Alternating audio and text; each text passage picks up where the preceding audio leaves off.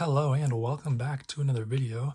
Today we've got an iPad Pro first generation 9.7 inch, and I don't think there's anything special about it in terms of it running an old version of iOS, but it was a really good deal. And after I get it opened up, we can talk about how much I paid for it, and we'll go through kind of the setup and see what kind of condition it's in, and we'll talk about if you should get one of these in 2023. So let's begin.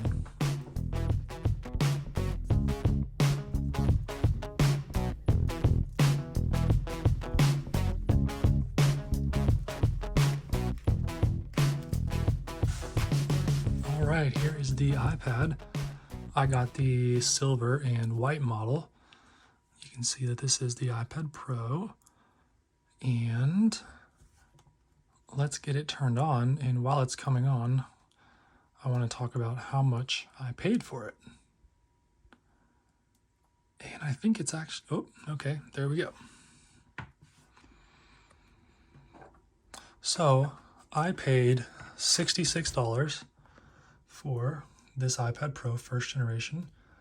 This is what I believe to be a 32 gigabyte model. Let me type in my Wi-Fi. So $66. Hello. What are you doing? Does it have a really bad battery? It looks like it does. Okay, let me plug this in for a little bit and then we'll come back. All right, I didn't really feel like waiting that long, so I just plugged it into my little battery pack that shows the wattage. But let's continue with the setup.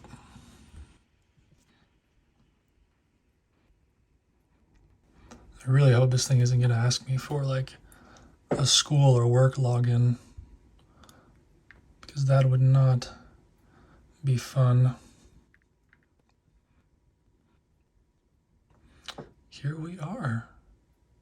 iPad Pro, first generation, 9.7 inch. Should be 32 gigabytes. Let's check. And it is iOS 16.2. So for, what I say, $65, I mean, this thing has a flawless display. I don't see any scratches, definitely no cracks on here.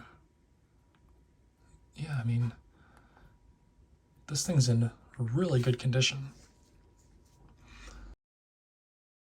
So I would recommend this for anybody who is looking for an iPad with a budget of, I don't know, like $100, $150. You should be able to find one of these pretty easily in that price range.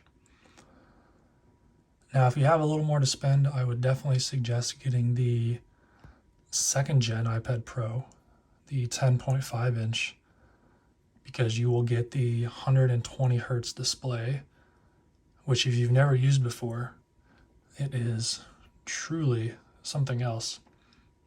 It's pretty special. Once you use it, going back to something like this is really difficult. But, oh, also, this thing is at the end of the line for updates. After, or actually, no, yeah, this year, iOS 16 is where this thing ends. It will not be able to get iPad OS 17 in the fall. But if you can get the second gen iPad Pro, you will be able to take advantage of that. But this thing is a nice iPad, and I would recommend this over a 5th gen iPad and maybe even a 6th or 7th gen iPad, unless you really care about the iOS support. This thing has the quad speakers. It's got a 12 megapixel camera with a flash, and this thing has the laminated display, so it feels very nice. It's super thin.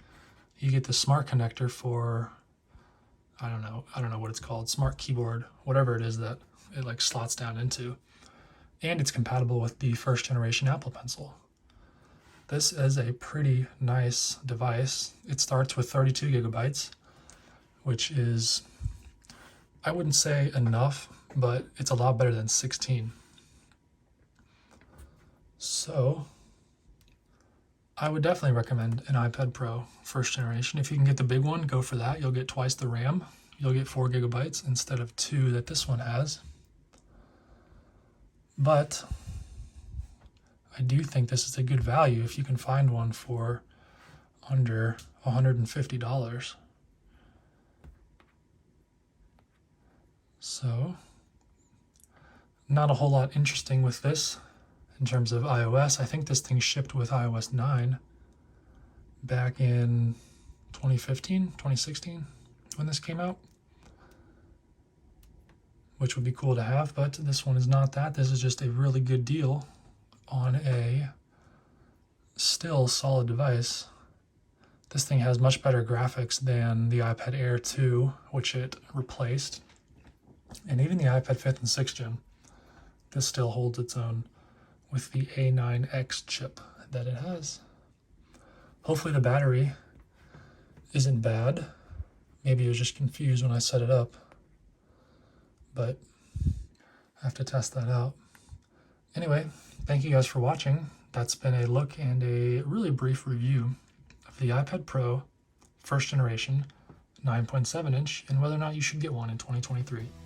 Thanks for watching, and I'll see you guys in the next one.